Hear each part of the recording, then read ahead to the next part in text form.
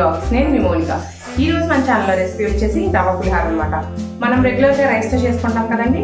ఇప్పుడు రైస్తో కాకుండా రవ్వతో, అంటే వరి రవ్వతో పులిహార చేసుకోవచ్చు అనమాట. చాలా టేస్టీగా ఉంటుంది. చాలా మందికి రెసిపీ తెలిసి ఉండొచ్చు, తెలియని వాళ్ళ కోసం ఈ వీడియో అనమాట. నేను రవ్వ పులిహార ఇప్పుడు నిమ్మకాయతో చేస్తున్నాను అనమాట. చాలా బాగుంటుంది. అమ్మవారికి నివేదించడానికి కూడా మనం ఉపయోగించుకోవచ్చు.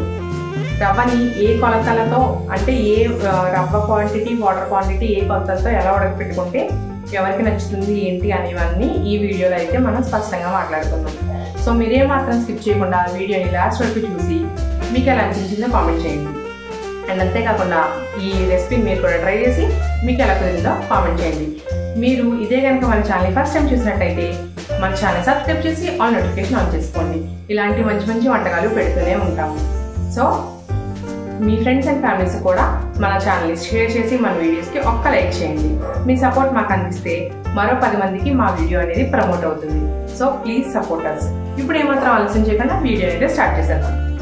ముందుగా ఇలా ఒక కుక్కర్ తీసుకొని అందులో మనం వాటర్ వేసుకోవాలన్నమాట. నేను ఇప్పుడు మీకు చూపిస్తున్న గ్లాసులో 2 గ్లాసులు రవ్వను తీసుకున్నాను. సో ఇక్కడ నేను 5 గ్లాసులు వాటర్ అయితే వేసుకుంటున్నాను అనమాట. నేను ఇక్కడ రవ్వ మనకి పులిహార మెత్తగా ఉంటే బాగుంటుంది కాబట్టి 1కి 2.5 గ్లాసులు చొప్పున వాటర్ వేసుకున్నాను. ఇప్పుడు ఈ వాటర్లో కొద్దిగా పసుపు వేసుకోండి అండ్ అలాగే ఉప్పు వేసుకొని బాగా మరగనివ్వాలి.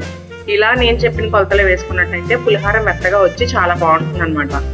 1 గ్లాస్ రవ్వకి 2 గ్లాసులు వాటర్ వేసుకున్నట్టయితే పొడి పొడిలాడుతూ వస్తుంది. ఒకవేళ మీకు అలా ఇష్టమైతే మీరు అలా కూడా వేసుకోవచ్చు. ఇలా వాటర్ బాగా మరిగిన తర్వాత ఇలా నేను చూపిస్తున్నట్టుగా రవ్వనైతే వేసేసుకోవాలి.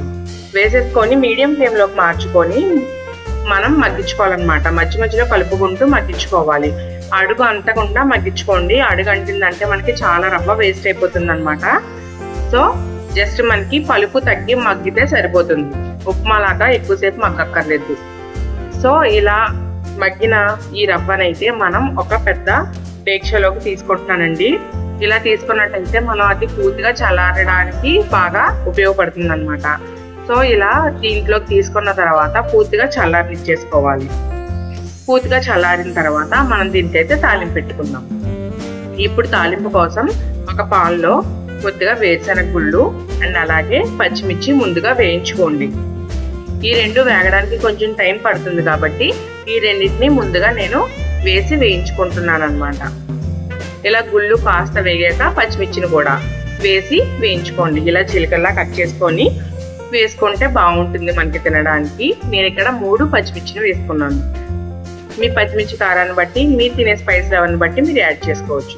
ఈ 2 వేగిన తర్వాత మనం ముందుగా పక్కన పెట్టుకున్న రవ్వలో అయితే వేసేసుకోవాలి. ఇలా వేసుకున్న తర్వాత మిగిలిన తాలింపుని కూడా పెట్టేసుకుందాం. ఇప్పుడు ఇదే పాన్లో మనం ఇదే ఆయిల్ రాకుండా వేసుకోండి. ఇదే ఆయిల్లో మనం కొద్దిగా శనగపప్పు, కొద్దిగా మినపప్పు వేసుకోవాలి. ఈ 2 కొద్దిగా వేగిన తర్వాత ఆవాలు అండ్ అలాగే జీలకర్రను కూడా వేసుకోవాలి. జీలకర్ర స్కిప్ చేసినా ఏం ప్రాబ్లం లేదండి. నేను కొద్దిగా వేసుకుంటున్నాను. వేసుకుంటే కొద్దిగా వేసుకోండి, ఎక్కువ వేసుకోవద్దు. పులిహోరకి జీలకర్ర ఫ్లేవర్ అంత బాగా సెట్ అవ్వదు అనమాట. డైజెషన్ కోసం వేసాను అంతే. తర్వాత నేను ఒక 4 ఎండుమిర్చిని వరకు ఇలా తుంపుకొని వేసుకున్నాను.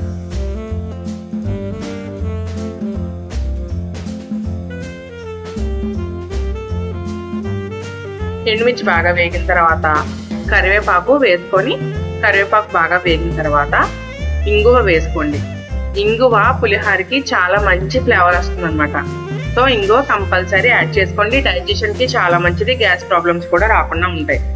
సో ఇలా వేసుకున్న తర్వాత వేయించుకున్న తాలింపుని మనం అయితే ముందుగా ఉడకబెట్టుకున్న రవ్వలో వేసేసుకోవాలి.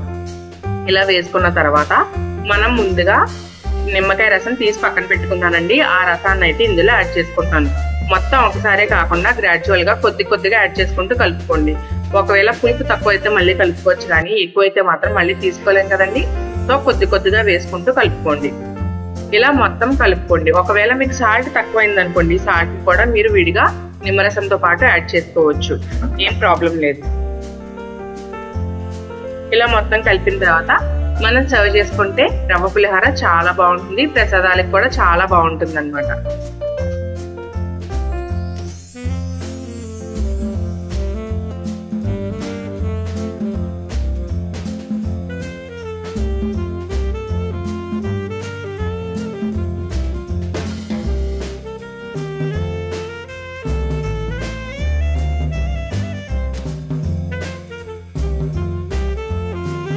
సో చూసారు కదండి మన వీడియో, మీకు ఎలా అనిపించింది? మీకు కూడా నచ్చినట్టయితే మీరు కూడా ట్రై చేసి మీకు ఎలా కుదిరిందో కామెంట్ సెక్షన్ అయితే కామెంట్ చేయండి. ఇప్పుడు ఏమాత్రం ఆలస్యం చేయకుండా మీకు టేస్ట్ ఎలా కుదిరిందో చెప్పేస్తాను అనమాట.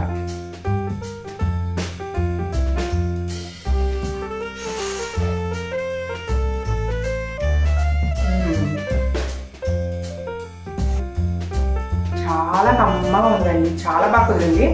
పులుపు ఉప్పు అన్నీ కరెక్ట్గా సరిపోయినాయి. ఆ ఇంగు ఫ్లేవర్ తెలుస్తుంది. అసలు చాలా అంటే చాలా బాగుందన్నమాట. సో మీరు కూడా ఏమాత్రం మిస్ చేయకుండా మీరు ఇప్పటి వరకు ఈ రెసిపీని ట్రై చేయనట్టయితే మీరు కూడా ఖచ్చితంగా ట్రై చేసి మీకు ఎలా కుదిరిందో కామెంట్ చేయండి. అండ్ అంతేకాకుండా మీరు ఆ వీడియోని ఒక్క లైక్ చేయండి. మీ సపోర్ట్ మాకు ఇలానే అందిస్తూ ఉంటారని ఆశిస్తున్నాను.